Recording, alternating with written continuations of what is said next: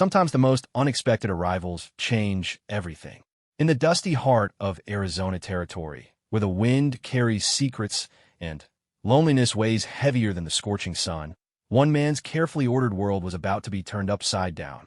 What happens when a woman who speaks in a language you don't understand becomes the answer to prayers you never knew you were praying? This is the story of Samuel Morrison, a man who thought he had given up on human connection, and Ayanna, an Apache woman whose arrival would challenge everything he believed about survival, trust, and what it means to truly live. Samuel Morrison wiped the sweat from his forehead as he surveyed his modest ranch from the wooden porch of his weathered cabin. The year was 1887, and the Arizona territory stretched endlessly before him, a canvas of red earth, sparse vegetation, and unforgiving beauty.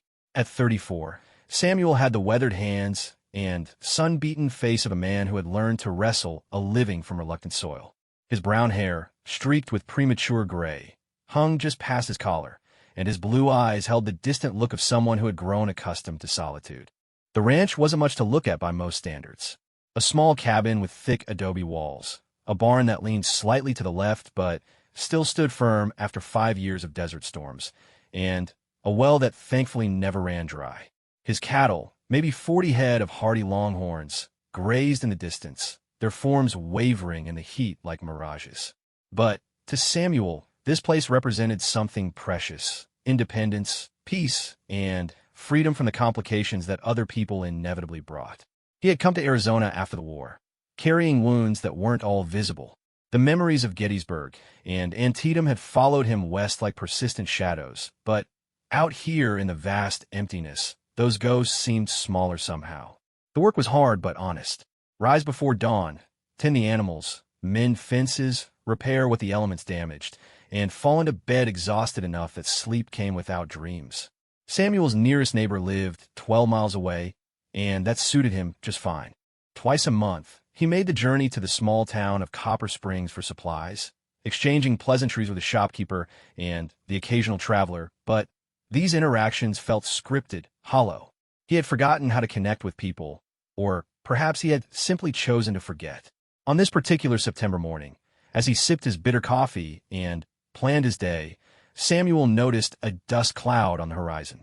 Visitors were rare, and his hand instinctively moved to the rifle that leaned against the porch rail. But as the figure drew closer, he could see it was just old Pete Henderson from town, riding his reliable but slow mare. Pete was one of the few people Samuel could tolerate for more than a few minutes. The elderly man served as Copper Springs' unofficial postmaster and occasional bearer of news from the outside world. He was also the only person who knew about Samuel's carefully hidden secret. He had been placing advertisements in Eastern newspapers. "Morning, Sam," Pete called as he dismounted, his joints creaking audibly. "Got something for you." Samuel's stomach tightened as Pete reached into his saddlebag and withdrew an envelope. The paper was cream-colored and bore the return address of the matrimonial news agency in San Francisco. It had been 6 months since Samuel had placed his last advertisement, and he had nearly convinced himself that no one would respond. "Came in on yesterday's stage," Pete said, handing over the letter with a knowing smile. "Looks like it traveled quite a distance." Samuel accepted the envelope with hands that trembled slightly. He had written to the agency in a moment of weakness, during a particularly brutal winter when the isolation had felt crushing. The advertisement had been simple and honest. "Rancher seeks wife. Must be strong, willing to work, and comfortable with solitary life. No city ladies need apply. Aren't you going to open it?" Pete asked, clearly curious. "Maybe later," Samuel replied, though his fingers were already working at the seal. Pete chuckled and climbed back onto his mare. "Well, whatever it says, I hope it works out for you, Sam." A man wasn't meant to live alone forever. As Pete rode away, Samuel finally opened the letter. The handwriting was careful and precise, written in English, but with a formal quality that suggested it wasn't the writer's first language. "Mr. Morrison, I write in response to your advertisement. My name is Ayanna. I am 26 years old and strong enough for ranch work. I can cook, sew, and manage household duties. I seek a new life away from my current circumstances. I must tell you truthfully that I am Apache. If this troubles you, please do not respond. But if you are a man of honor who judges by character rather than blood, I will come to you. I ask only for respect and the chance to prove my worth. I have little money for travel, but I could be in Copper Springs by the first week of October if you agree to this arrangement. Iona Samuel read the letter 3 times, his emotions churning like dust in a windstorm. He had expected responses from widows, spinsters, or perhaps immigrant women seeking security. He had never imagined that an Apache woman would answer his call. The Apache Wars had ended only a few years earlier, and tensions still ran high throughout the territory. Many white settlers viewed any Apache with suspicion and fear, memories of raids and violence still fresh. But Samuel had seen enough killing in the war to know that cruelty and goodness existed in all peoples. He thought about Iona's words. If you are a man of honor who judges by character rather than blood. There was a challenge in those words, but also a vulnerability. She was taking an enormous risk by revealing her heritage, trusting that he might be different from others. Samuel spent the next 3 days wrestling with his decision. He found himself distracted during his daily chores, burning his breakfast, and lying awake at night staring at the ceiling. The practical part of his mind listed all the reasons why this was a terrible idea. The territory was still volatile, and having an Apache wife could make him enemies. His neighbors might turn against him, and his business could suffer. But another voice, one he had been suppressing for years, whispered different thoughts. He was tired of talking only to his cattle and his horse, tired of meals eaten in silence, of having no one to share the stunning sunsets or the rare desert rains, tired of feeling like he was slowly disappearing day by day into the vast emptiness. On the 4th morning, Samuel made his decision. He rode to town and sent his response through Pete. Iona, your heritage does not trouble me. Character matters more than bloodlines. Come to Copper Springs. I will be waiting. Samuel Morrison. The weeks that followed passed in a blur of nervous preparation. Samuel found himself cleaning his cabin more thoroughly than he ever had, as if seeing it through someone else's eyes for the first time. The place was functional but sparse, with only the bare necessities. He realized he had been living like a temporary resident rather than making a real home. He purchased fabric and thread in town, remembering his mother's advice that women needed space for their own belongings. He built crude shelves and tried to imagine what else Iona might need. The effort felt strange and wonderful, planning for someone else's comfort after so many years of thinking only of his own survival. As October approached, Samuel's anxiety increased. He found himself riding to town more frequently, ostensibly for supplies, but really to ask Pete if any stages had arrived. Each time the answer was no, and each time Samuel felt a mixture of disappointment and relief. Then, on a crisp October morning, when the desert air carried the first hint of autumn's coolness, Pete appeared at Samuel's ranch earlier than usual. "She's here," he said simply. Samuel's heart hammered against his ribs. "Where?" "At the boarding house in town. Arrived on the evening stage yesterday. Mrs. Kelly put her up for the night." Pete paused, studying Samuel's face. "She's not what folks expected." "What do you mean?" "Well, she's Apache like she said. But she speaks perfect English, dresses like any Eastern lady, and carries herself with real dignity. Got the whole town buzzing, though. Some folks aren't too pleased." Samuel's jaw tightened. What kind of not pleased? The usual ignorance. Mayor Hutchins was making noise about not wanting her kind in town. But Mrs. Kelly shut him down pretty quick. Said the woman paid for her room fare and square and caused no trouble. Samuel was already moving toward the barn. "I need to get to town." "Sam," Pete called after him. "You sure about this? Once you bring her out here, there's no pretending this isn't happening. People will know, and some of them won't forget." Samuel paused in saddling his horse. "Pete, I've been half dead for 5 years. Maybe it's time I tried really living again." The ride to Copper Springs felt both endless and too short. Samuel's mind raced with questions and doubts. What would she think of him? What would he think of her? How did one even begin a conversation with a stranger who had agreed to marry you? Copper Springs was a small town that existed mainly to serve the scattered ranches and the occasional mining operation. Main Street consisted of a general store, a saloon, a church, the boarding house, and a few other businesses. As Samuel rode down the dusty street, he noticed more people than usual standing in doorways and on porches, watching him with obvious curiosity.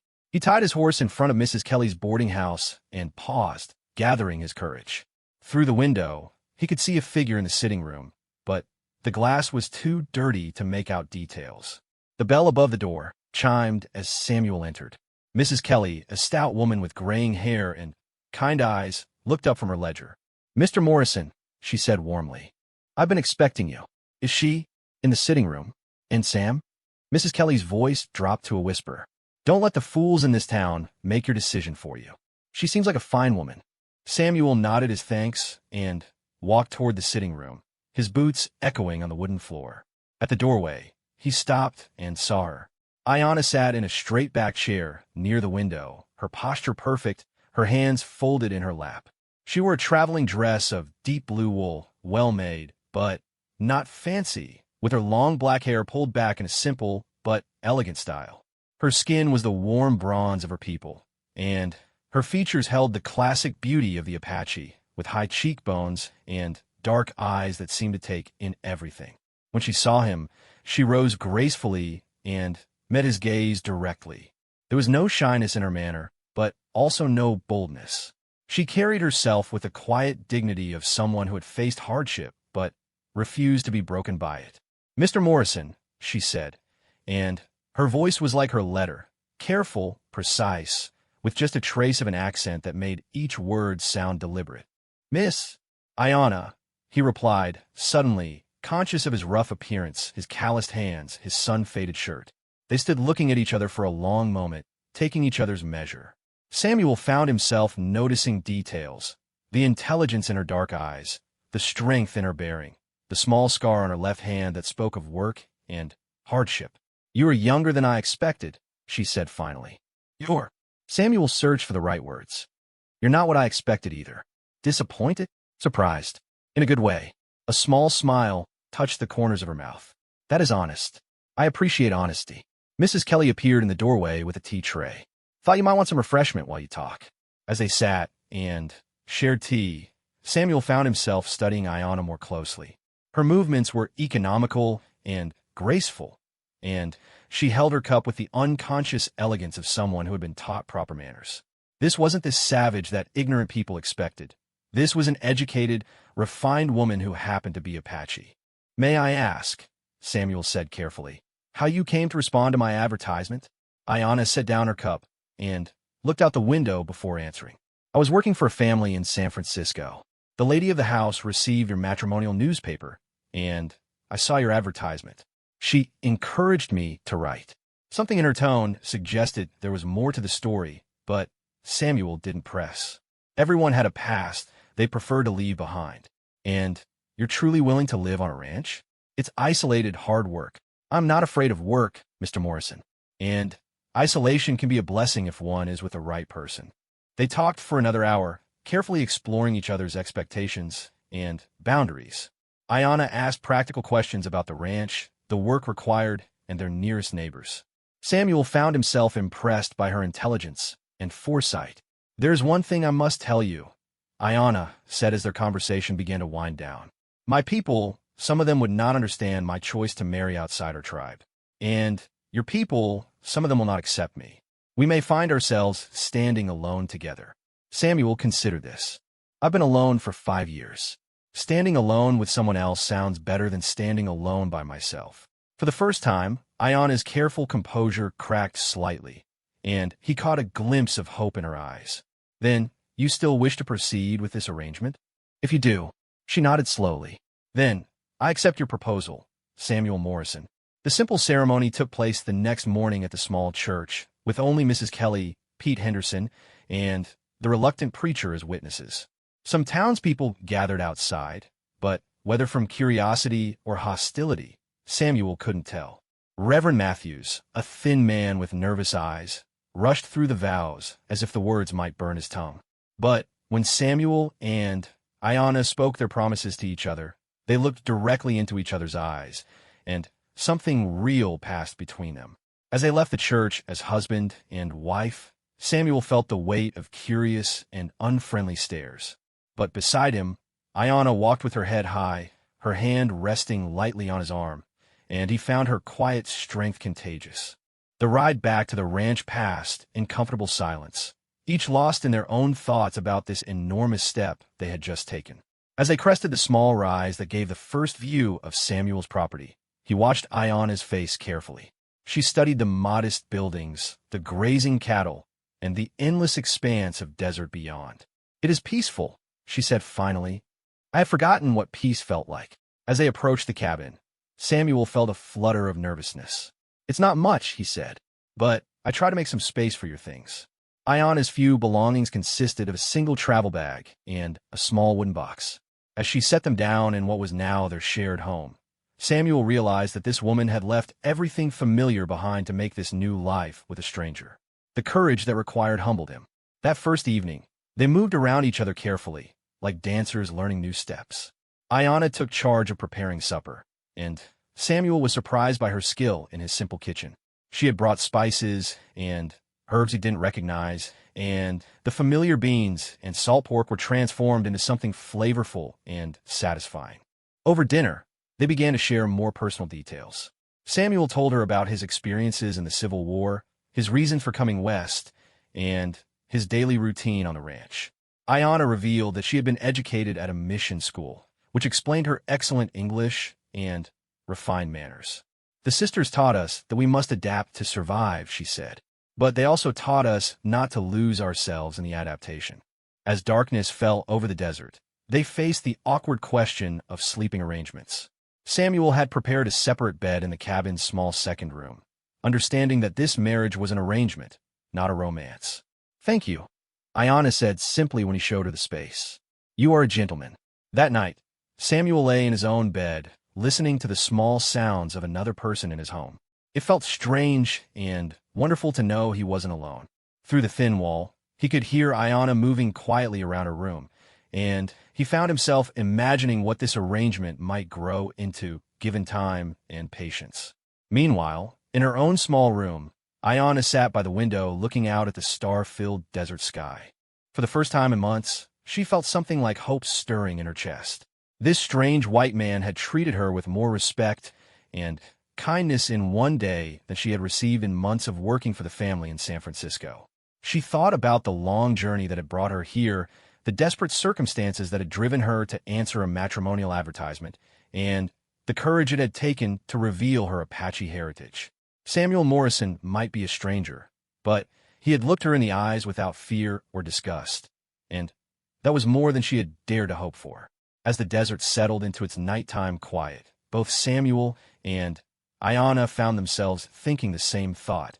Tomorrow would bring new challenges, but perhaps, just perhaps, they had found something worth building together. The first weeks of marriage unfolded like a careful dance between two people learning each other's rhythms. Samuel discovered that Ayana rose before dawn, moving silently through the cabin to avoid waking him. When he emerged from his room each morning, he found coffee already brewing and breakfast nearly ready. She had taken over the kitchen with quiet efficiency, transforming his simple meals into something approaching pleasure. Ayana, meanwhile, observed her new husband with the careful attention of someone whose survival had long depended on reading people accurately. Samuel Morrison was a man of few words, but his actions spoke volumes.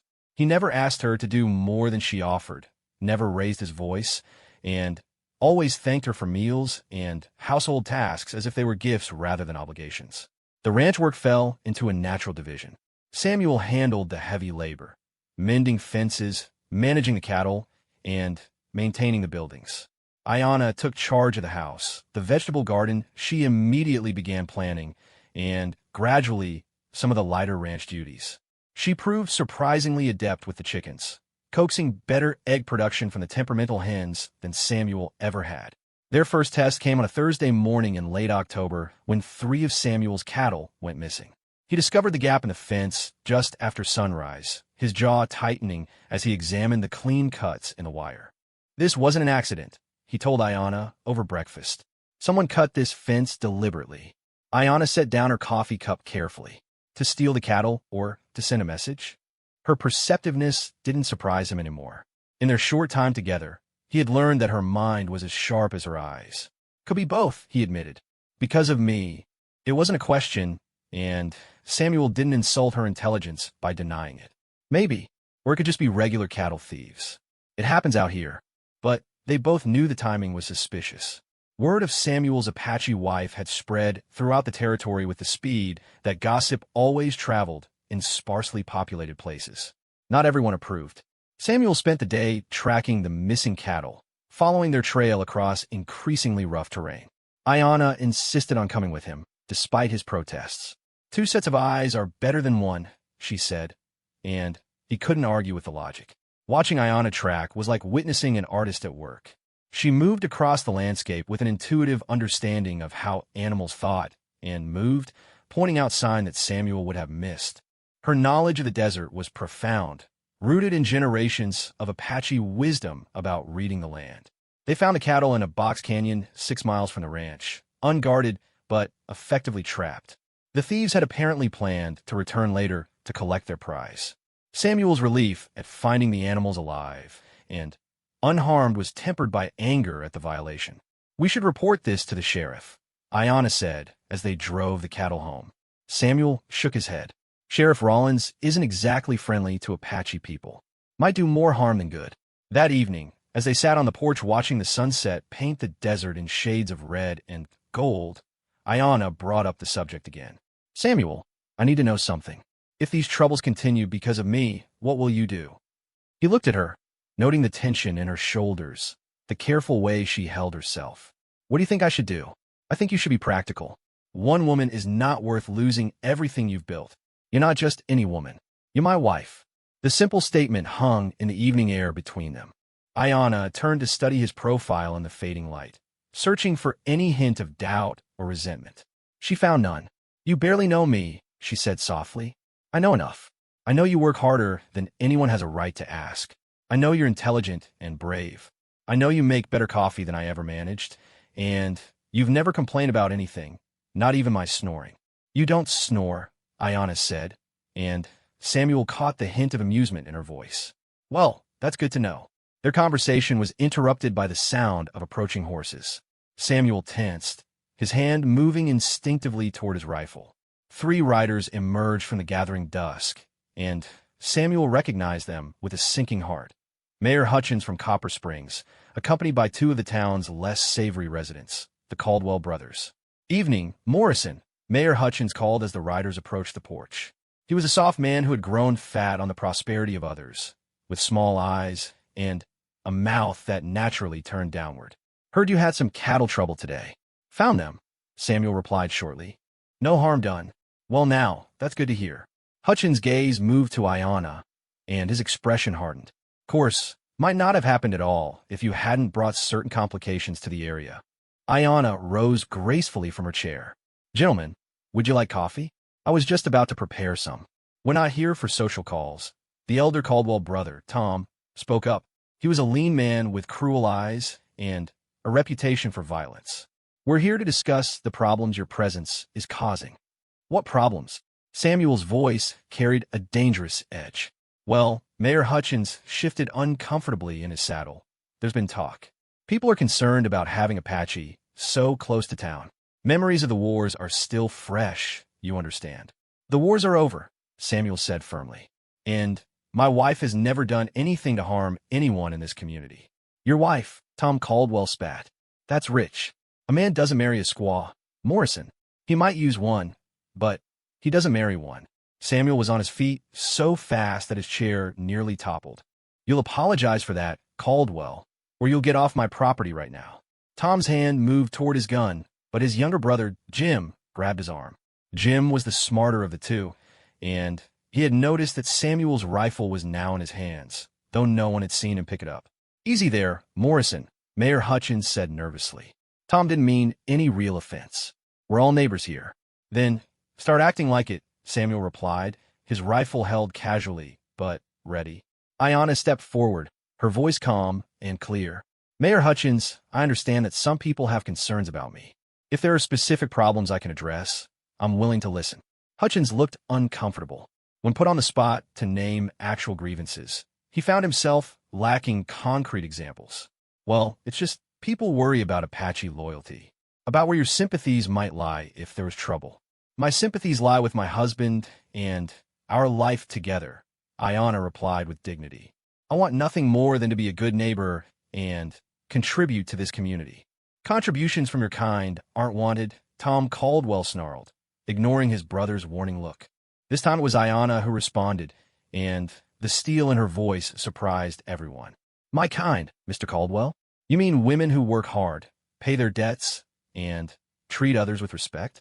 Or do you mean people who refuse to judge others by the color of their skin rather than the content of their character?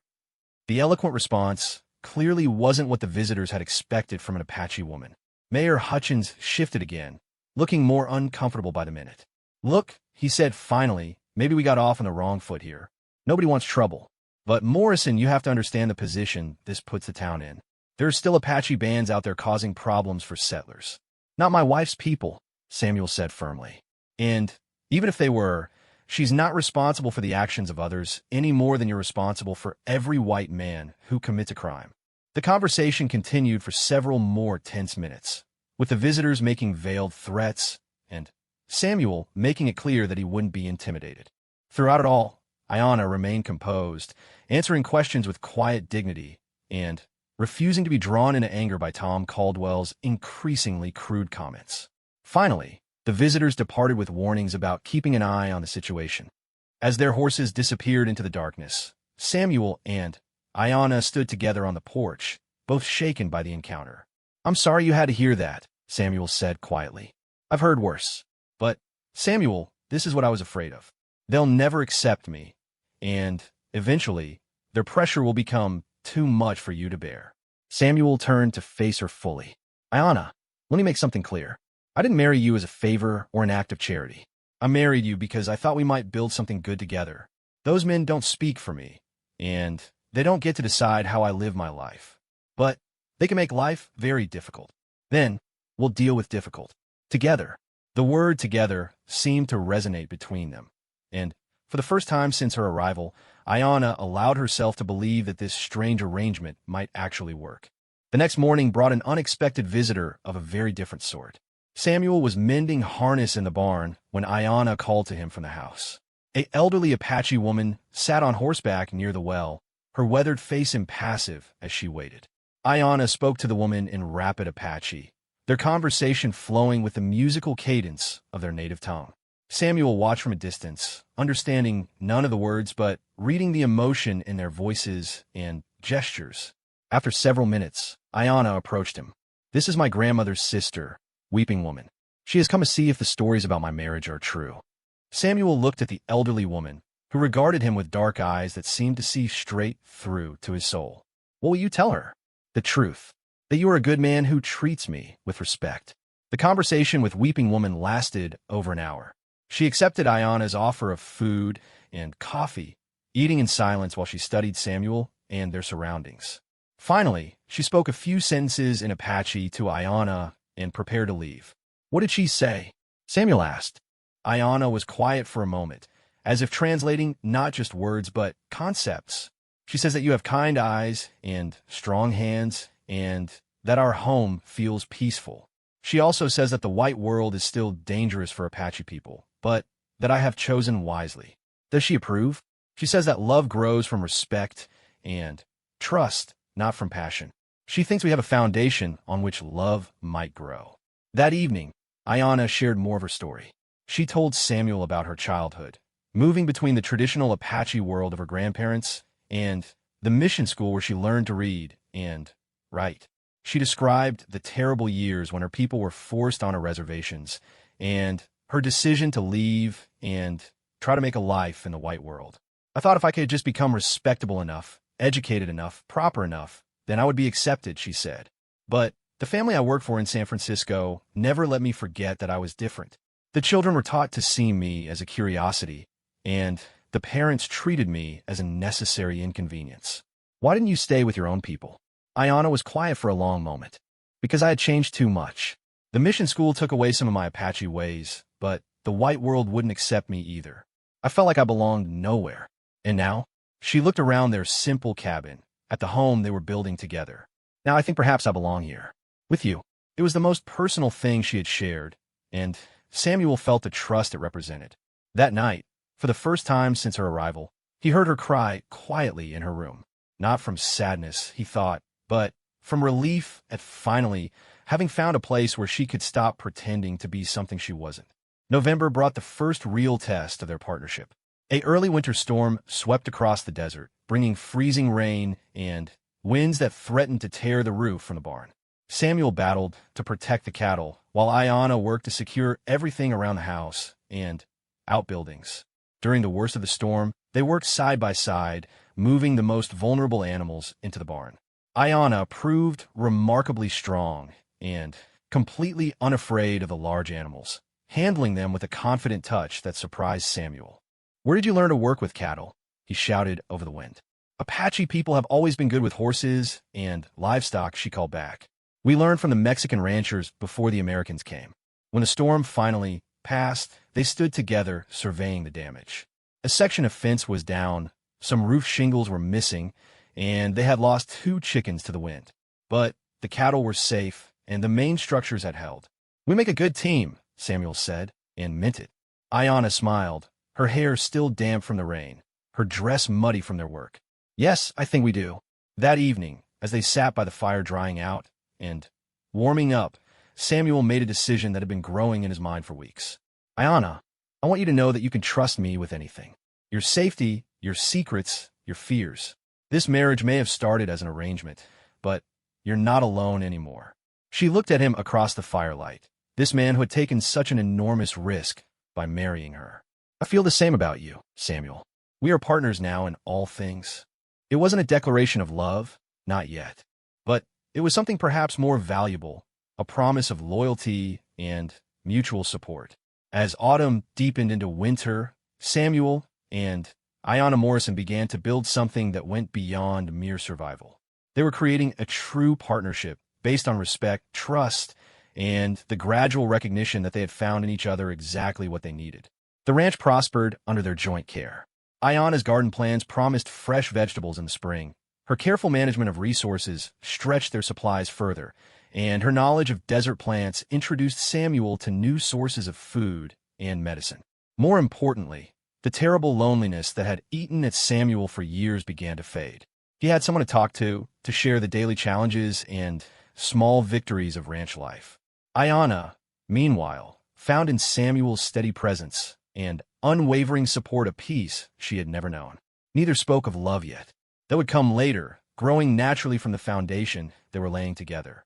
But already, something precious was taking root between them, something that would prove strong enough to weather the challenges that lay ahead. Winter settled over the Arizona territory like a heavy blanket, bringing shorter days and cold nights that drove Samuel and Ayanna closer together in the confines of their small cabin. The forced intimacy of sharing limited space through the long winter evenings created opportunities for deeper conversation and gradual understanding.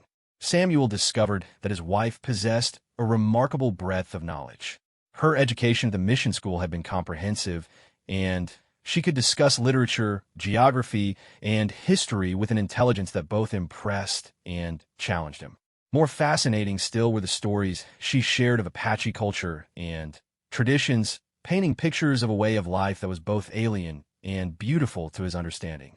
"My grandmother used to say that the desert speaks to those who know how to listen," Ayanna told him one evening as they sat by the fire, the wind howling outside their cabin walls. "Every plant, every rock formation, every change in the sand has a story to tell." "What does it tell you?" Samuel asked, genuinely curious. Ayanna was quiet for a moment, staring into the flames. "Right now, it tells me that this is a good place to put down roots. The water table is reliable, the soil will support growth with proper care, and the land has a peaceful spirit." Samuel found himself looking at his ranch through her eyes, seeing not just the practical aspects of survival, but the deeper rhythms of the land itself. Under Ayanna's influence, his relationship with the desert began to change from mere coexistence to something approaching partnership. As the weeks passed, they developed comfortable routines. Evenings were spent with Samuel reading aloud from his small collection of books, while Ayanna worked on sewing projects, mending, or planning improvements to their home. She had introduced small touches that made the cabin feel warmer. Colorful woven strips that she created from scrap fabric, arranged stones that caught and reflected the firelight, and clay pots she shaped from desert clay for storing dried herbs and spices. "Where did you learn pottery?" Samuel asked, watching her skilled hands shape a new bowl. "My grandmother. She said that working with clay teaches patience and humility.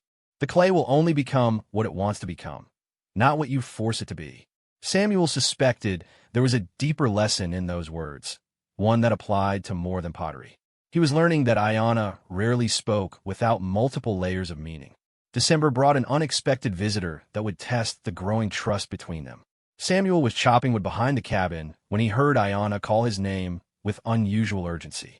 He dropped his axe and hurried around to the front of the house, where he found her standing perfectly still, her eyes fixed on a point beyond their fence. 3 Apache warriors sat on horseback about 50 yards away, their weapons visible but not drawn. They wore traditional dress, mixed with pieces of white man's clothing, and their faces were painted for war. Samuel's blood chilled as he recognized the implications. "Do you know them?" he asked quietly. "The one in the center is my cousin, Red Hawk. The others are from our band." "What do they want?"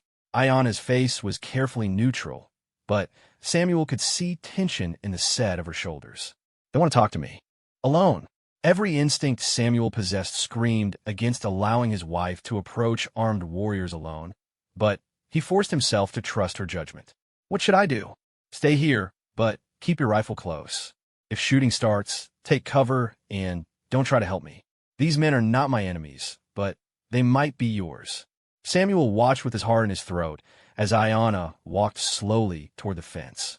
The lead warrior dismounted and approached her, and they began speaking in rapid Apache. Even from a distance, Samuel could read the tension in their body language. The conversation lasted nearly an hour. Voices were raised several times, and Samuel saw Ayanna gesture toward the cabin and toward him. The warriors looked in his direction frequently, their expressions unreadable. Finally, the lead warrior mounted his horse again, spoke a few final words to Ayanna, and led his companions away without looking back. Ayanna returned to the cabin slowly, her face troubled. Samuel waited on the porch, questions burning in his mind, but knowing better than to demand immediate answers. When she reached him, she sat heavily in her chair and stared out at the desert for a long moment. "They came to warn me," she said finally.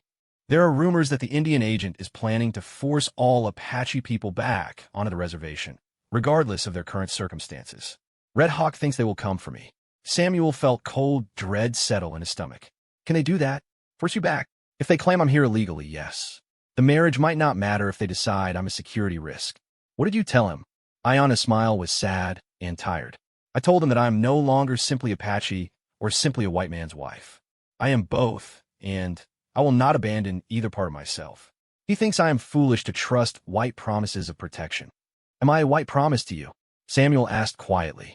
She turned to look at him, her dark eyes serious. "You are my husband. That is beyond race, beyond promises.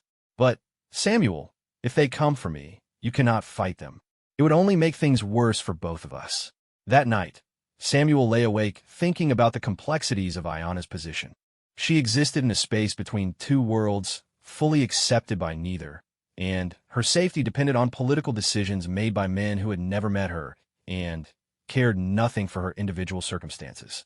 The next morning, he found her standing at the kitchen window, looking out at the desert with unusual intensity. "What is it?" he asked. "Someone is coming. From town, I think." Samuel joined her at the window and saw the distant dust cloud that had caught her attention. His stomach knotted with apprehension. Visitors still made him nervous, especially after the encounter with Mayor Hutchins. But the rider who approached their cabin was not one of their antagonists. It was Mrs. Kelly from the boarding house, riding side saddle on her sturdy bay mare. She looked determined and slightly windblown. "Mrs. Kelly," Samuel called in greeting as she dismounted. "This is unexpected. Mr. Morrison, Mrs. Morrison," she nodded to them both. "I hope you will forgive the intrusion, but I have information you need to hear." They invited her inside for coffee, and she accepted gratefully, warming her hands around the cup before speaking. "There's talk in town," she began without preamble. The Indian agent, Mr. Cartwright, was asking questions about Ayanna yesterday. Specifically, he wanted to know about the legality of her marriage and her current residence status. Samuel and Ayanna exchanged glances. The warning from Red Hawk was proving accurate. What kind of questions? Ayana asked. Whether the marriage was properly recorded, whether you were legally allowed to marry outside the reservation, things like that.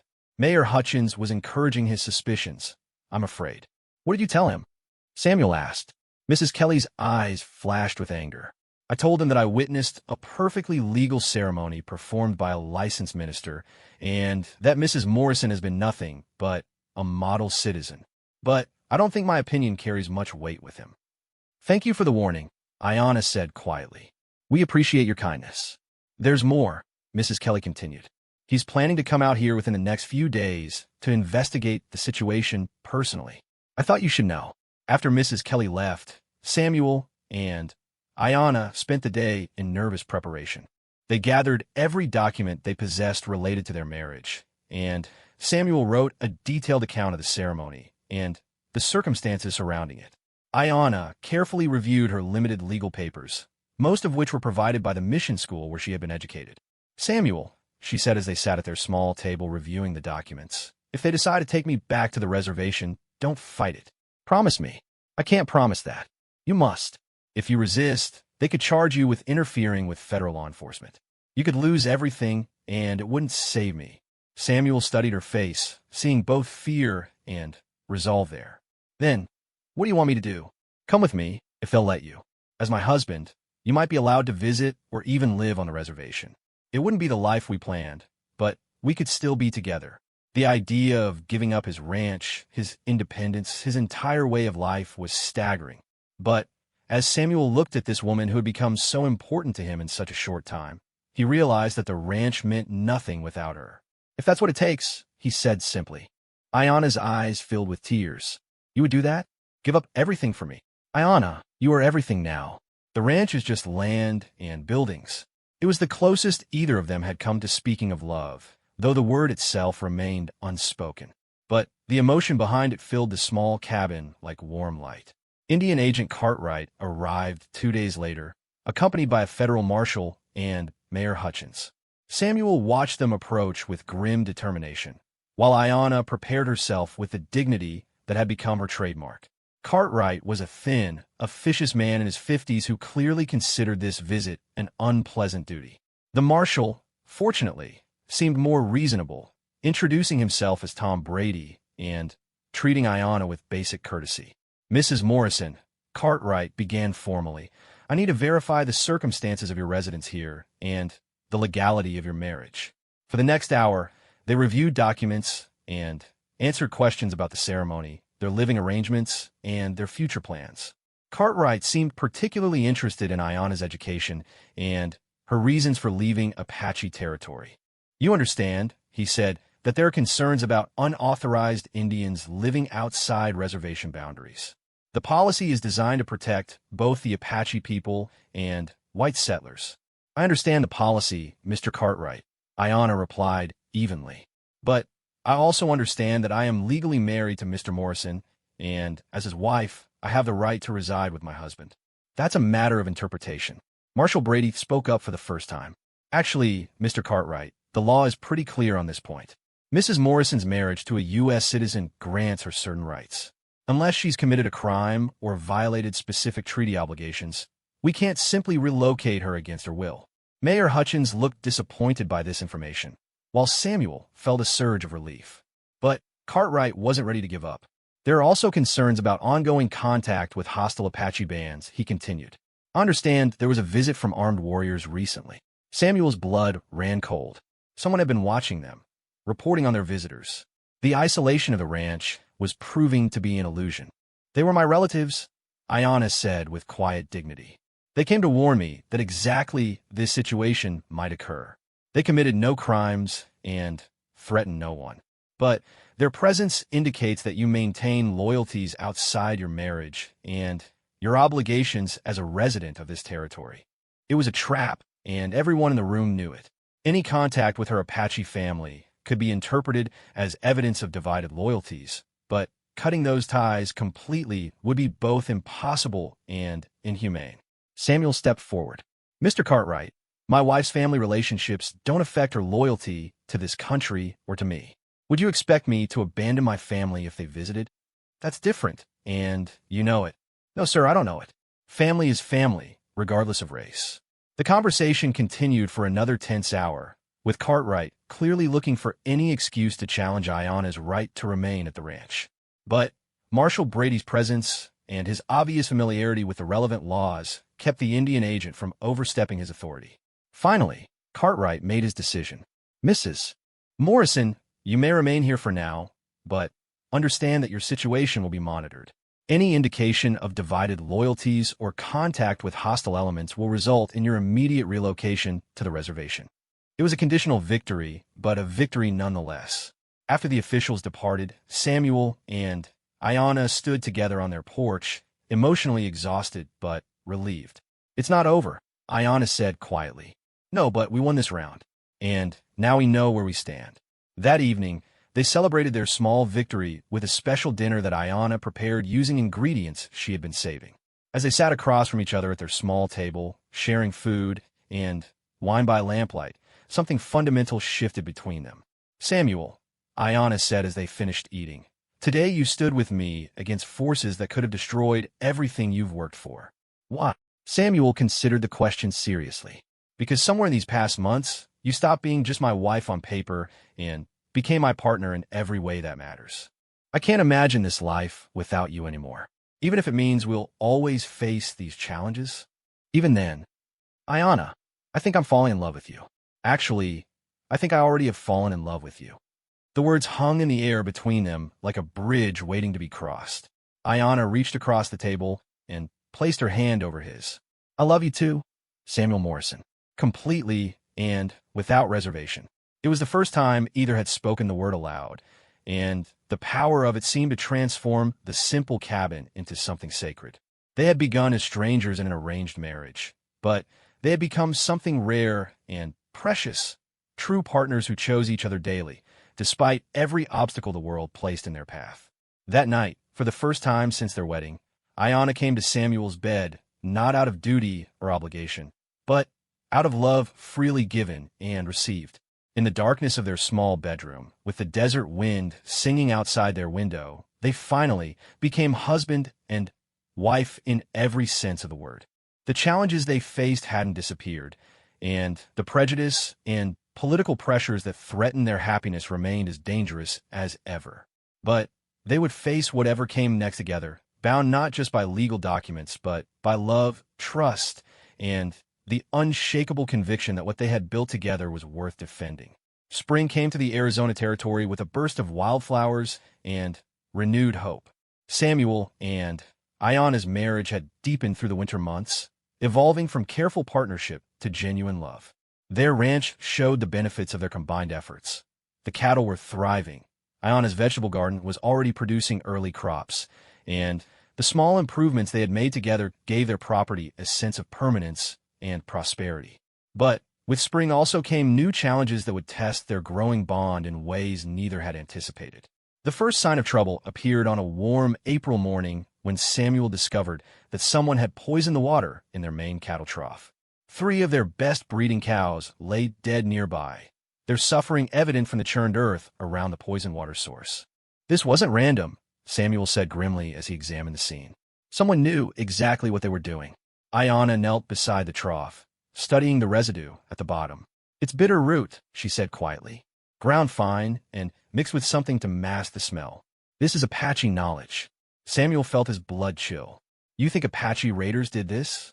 No. Ayana's voice was certain. Apache warriors would take the cattle, not waste them like this. This was done by someone who wanted it to look like Apache work. The implication hung heavy between them. Someone was trying to frame Apache people for the attack, possibly to justify action against Ayana or to turn Samuel against his wife. They spent the day cleaning the trough and disposing of the poisoned animals, grim work made worse by the knowledge that this was only the beginning. Word of the cattle deaths spread quickly through the territory, and by evening, Samuel noticed riders watching their property from distant ridgelines. We're being watched, he told Ayana, as they secured the remaining cattle in a pasture closer to the house. I know. I've seen them too. She paused in her work, her dark eyes scanning the horizon. Samuel, I think it's time to consider leaving. Running away? Surviving. There's a difference. Samuel understood her logic, but The idea of abandoning everything they had built together rankled. Where would we go? This ranch is our home. Home is wherever we're together and safe. This place is becoming dangerous for both of us. Their conversation was interrupted by the arrival of Marshal Brady, the federal lawman who had been present during Indian Agent Cartwright's visit. He rode alone, which Samuel took as a good sign, but his expression was troubled. "Evening, folks," he said, dismounting and accepting Ayana's offer of coffee. "Heard about your cattle. I'm sorry for your loss. Do you have any idea who might have done it?" Samuel asked. Brady was quiet for a moment, clearly weighing his words. "I have suspicions, but no proof. What I do have is information you need to know about."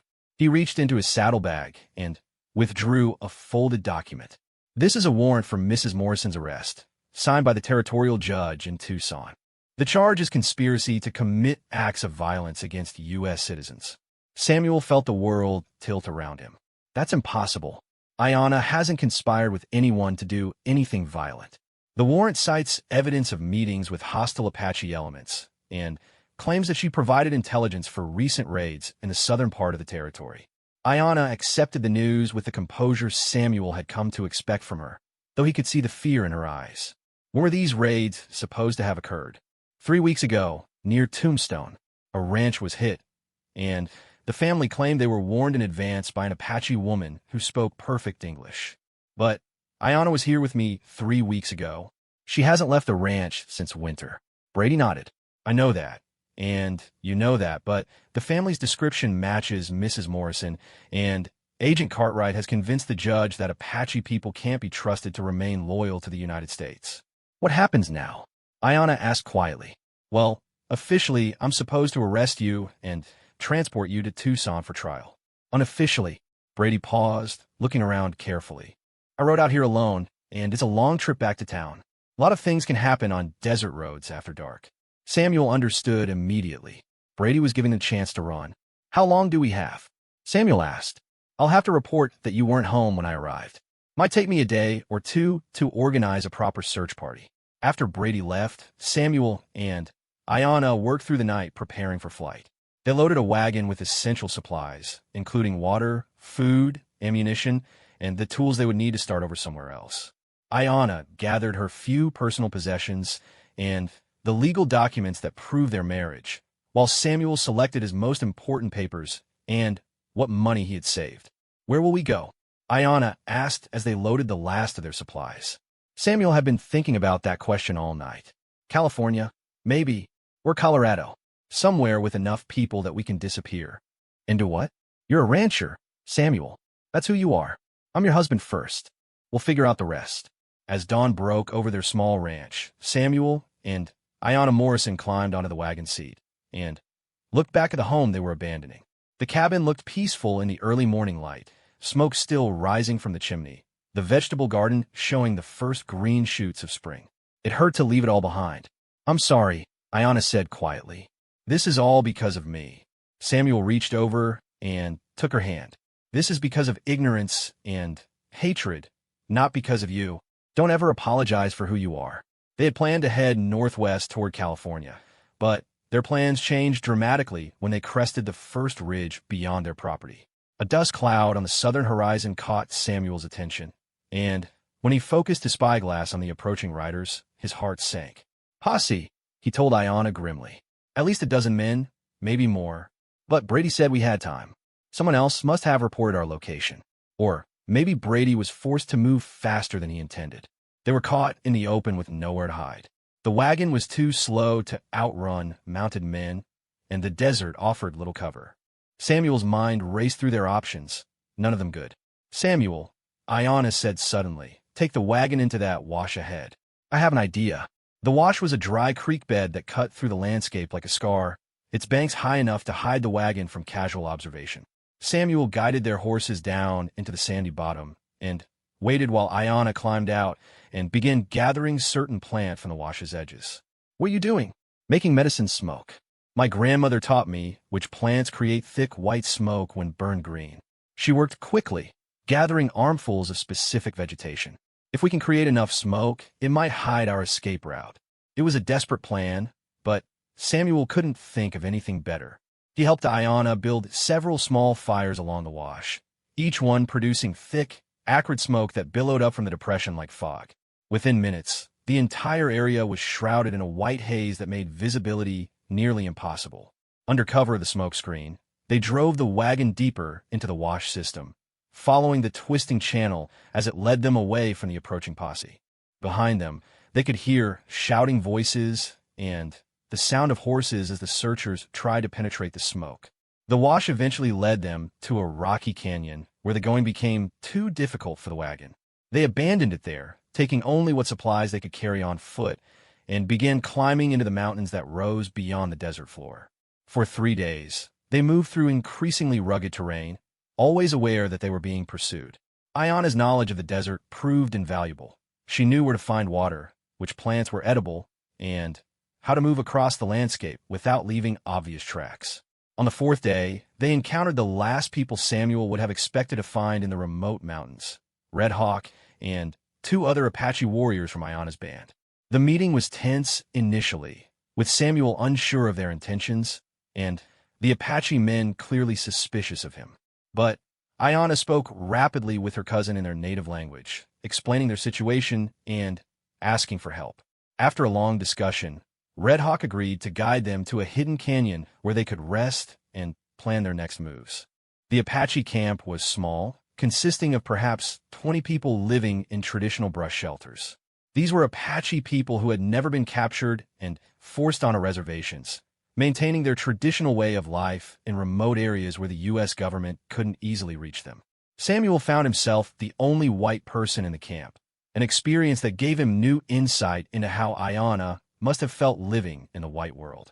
But the Apache people, while initially wary, treated him with courtesy once Ayana explained that he was her husband and had protected her from government persecution. They want to know if you truly love her or if this marriage was just convenience, Red Hawk told Samuel through halting English after several days in the camp.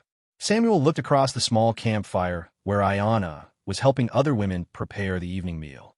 In the firelight, wearing Apache clothing that had been given to her, she looked completely at home in a way he had never seen before. Tell them, Samuel said carefully, that I love her more than my own life, and that if she chooses to stay with her people, I will understand. Red Hawk translated this response, and Samuel saw approval in the faces around the fire. An elderly woman who seemed to hold great authority in the group spoke at length to Red Hawk, who then turned back to Samuel. Grandmother says that a man who gives his woman the freedom to choose proves that his love is real.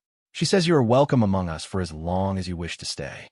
That night, Samuel and Ayana walked to the edge of the camp to talk privately under the star-filled desert sky. You could stay here, Samuel said quietly, with your people. You be safe, and you be home. Ayana was quiet for a long moment, looking out at the landscape of her childhood. This was my home once.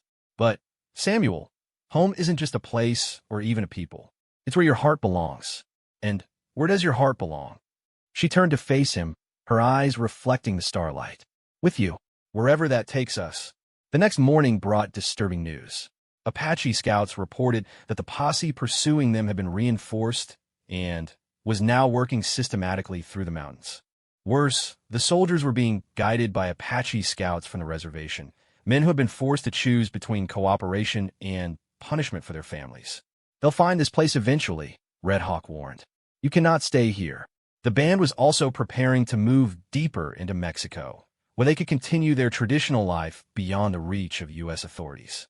They offered to take Samuel and Ayana with them, but both understood that crossing into Mexico would mean never being able to return to the United States legally. There might be another way, Ayana said thoughtfully. Marshal Brady seemed sympathetic to our situation.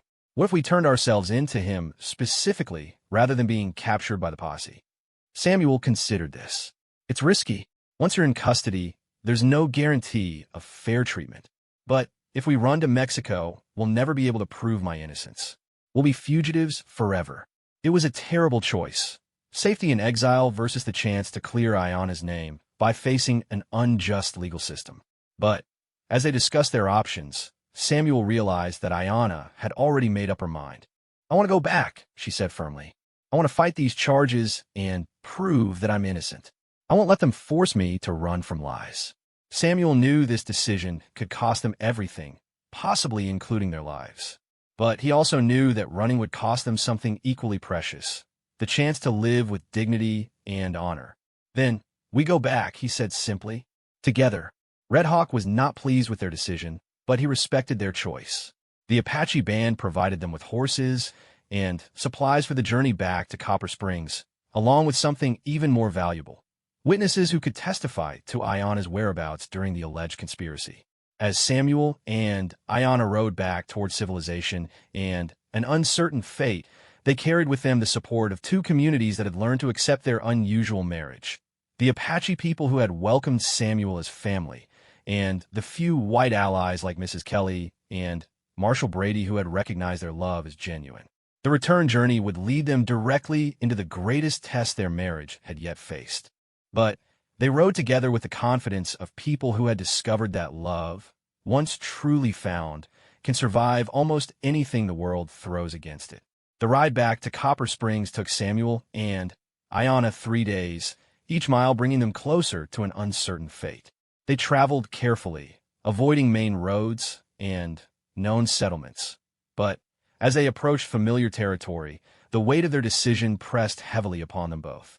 On the morning of the 3rd day, they encountered Marshall Brady riding alone along a little-used trail. The meeting was not accidental. Word of their approach had preceded them through the network of Apache scouts and sympathetic settlers who opposed the government's heavy-handed tactics. "I was hoping I'd find you before the others did," Brady said as he dismounted to greet them. His weathered face showed both relief and concern. "The situation in town has gotten complicated." "How complicated?" Samuel asked, though he dreaded the answer. "There've been another raid, this one near Phoenix. Same pattern as the others, and again there are reports of an English-speaking Apache woman involved. But here's the thing. 3 reliable witnesses saw Ayana in your Apache camp during the time this latest raid occurred." Samuel felt a surge of hope. "Then, she has an alibi." "She does, but it's complicated by the fact that the witnesses are Apache people who aren't recognized as legally competent to testify in territorial court. Their word doesn't count the same as white testimony." Ayana spoke for the first time since they had encountered the marshal. "What you're saying is that my people's honesty means nothing to your legal system." Brady looked uncomfortable, but didn't deny it. "I'm saying that the deck is stacked against you, and it's going to take more than Apache testimony to clear your name." "Then what do you suggest?" Samuel asked. "Well, there's been an interesting development. Mrs. Kelly from the boarding house has been asking questions around town, and she's uncovered some information that might help. Seems there's a white woman who's been posing as Apache in these raids." The revelation stunned Samuel. A white woman? From what Mrs. Kelly learned, it's a woman named Sarah Caldwell, Tom Caldwell's cousin from back east. She came west last year, and she's been seen with Tom and his brother on several occasions. Apparently, she speaks some Apache, learned it from a captive woman when she was a child, and she's been darkening her skin with walnut stain. Samuel felt pieces of a puzzle clicking into place. The Caldwells. They never liked having Ayana in the territory. "More than that," Brady continued, "Tom Caldwell stands to gain from your troubles. Word is he's been trying to buy up small ranches in this area to create a larger spread. If you're forced to flee or if your property is confiscated, he'd be first in line to claim it." The scope of the conspiracy was staggering. The Caldwell brothers hadn't just been expressing prejudice. They had been actively working to frame Ayana and destroy her marriage to Samuel. "Can you prove any of this?" Ayana asked. "That's the challenge." Sarah Caldwell disappeared right after the latest raid, and the Caldwell brothers claim she returned east. But Mrs. Kelly thinks she's hiding somewhere nearby. They discussed their options as they rode toward town together. Brady could arrest Ayana officially, ensuring her safety in custody while investigations continued. But she would be held in the territorial jail in Tucson, and there was no guarantee that the truth would come out before she was tried and possibly convicted. Alternatively, they could try to find Sarah Caldwell and prove the frame-up, but that meant remaining fugitives while conducting a dangerous investigation. "There's a third option," Ayana said thoughtfully. "We could force their hand." "How?" Samuel asked. "By making me visible. If I'm clearly in Copper Springs when the next raid occurs, it will be obvious that I'm not the one committing these crimes." It was a dangerous gamble. If the real perpetrators had moved on or changed their tactics, the plan wouldn't work. If they decided to eliminate Ayanna rather than be exposed, the consequences could be deadly. But Samuel understood his wife's thinking. She was tired of running and hiding from false accusations. She wanted to face her accusers directly and prove her innocence through action rather than legal maneuvering. They entered Copper Springs just after noon on a bright May day, riding directly down Main Street in full view of anyone who cared to look. The effect was immediate and dramatic. People stopped their activities to stare, and Samuel could see clusters of conversation forming as they passed. By the time they reached Mrs. Kelly's boarding house, word of their arrival had spread throughout the town. Mrs. Kelly herself met them on the porch, her face a mixture of relief and worry. "Thank goodness you're safe," she said, embracing Ayanna warmly. "But are you sure about this decision? There are some very angry people in this town." "We're sure," Samuel replied firmly. "It's time to end this." Mrs. Kelly led them inside, where she shared what she had learned during her investigation. Sarah Caldwell was indeed still in the area, hiding in an abandoned line camp about 10 miles south of town. She had been seen there by a ranch hand who had kept quiet out of fear of the Caldwell brothers. More importantly, Mrs. Kelly had discovered that the raids followed a pattern. They occurred every 2 to 3 weeks, always targeting isolated ranches with valuable livestock, and the stolen cattle were being sold through a dealer in Tucson who asked no questions about their origins. If the pattern holds, Mrs. Kelly explained, the next raid should happen within the next few days. And if Ayanna is clearly visible here in town when it occurs, then everyone will know she's innocent, Samuel finished. They spent the next 2 days in tense waiting, with Ayanna making herself conspicuously visible around town. She helped Mrs. Kelly with boarding house duties, shopped at the general store, and even attended Sunday church services. The reactions of townspeople ranged from hostile stares to grudging curiosity, but no one could later claim they hadn't seen her. On Tuesday evening, the plan bore fruit. A ranch 15 miles east of Copper Springs was hit, with the attackers following the same pattern as previous raids. But this time, there were multiple witnesses to Ayanna's presence in town during the exact time the attack occurred. Even more convincing was the testimony of a traveling merchant who had encountered the raiders on the road. He described seeing a woman who appeared to be Apache from a distance, but when he got closer, he noticed that her skin color seemed artificial, and her Apache clothing looked like a costume rather than authentic dress. The evidence was finally enough to convince even the skeptics. Marshal Brady arrested Tom and Jim Caldwell on charges of cattle rustling and conspiracy, and a posse was organized to capture Sarah Caldwell at her hiding place. The confrontation at the line camp was brief but dramatic. Sarah Caldwell was found with her face and hands stained dark, wearing Apache clothing and surrounded by evidence of her deception.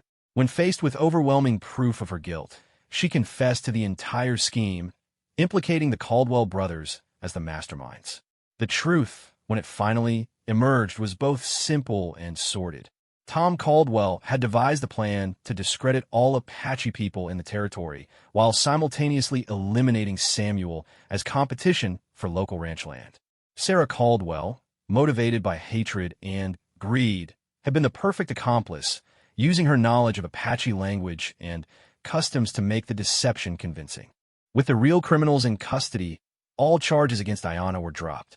But the vindication came with a bitter realization of how easily hatred and prejudice could be manipulated for personal gain. The aftermath of the revelation transformed Samuel and Ayanna's standing in the community. Many townspeople who had been suspicious or hostile now expressed embarrassment and support. The couple found themselves viewed not as outsiders to be tolerated, but as neighbors who had been wronged and deserved justice. Agent Cartwright, faced with undeniable proof of Ayanna's innocence and the illegal actions taken against her, issued a formal apology and dropped all restrictions on her residence. More importantly, the territorial governor ordered an investigation into the treatment of Apache people who had legally left the reservations, leading to policy changes that protected others in similar situations. Samuel and Ayanna returned to their ranch to find it had been watched over by Mrs. Kelly and several other townspeople who had opposed the persecution. Their cattle had been tended, their garden maintained, and their home kept ready for their return. As they stood together on their porch, Looking out at the desert landscape that had witnessed so much of their struggle, Samuel reflected on the journey that had brought them to this moment. "Do you think it's really over?" he asked. Ayana smiled, her hand finding his. "The worst of it, yes. There will always be people who can't look past differences, but we've proven that love can overcome even organized hatred. And we have allies now, people who stood up for us when it mattered. Yes, and that makes all the difference." That evening, they received an unexpected visitor. Red Hawk arrived at their ranch, alone this time, and bearing gifts from Ayana's Apache family. He brought news that the Apache band had decided to move closer to the border area, where they could maintain their traditional ways while staying in occasional contact with Ayana. "Grandmother sends you this," he told Samuel, handing him a beautifully crafted Apache.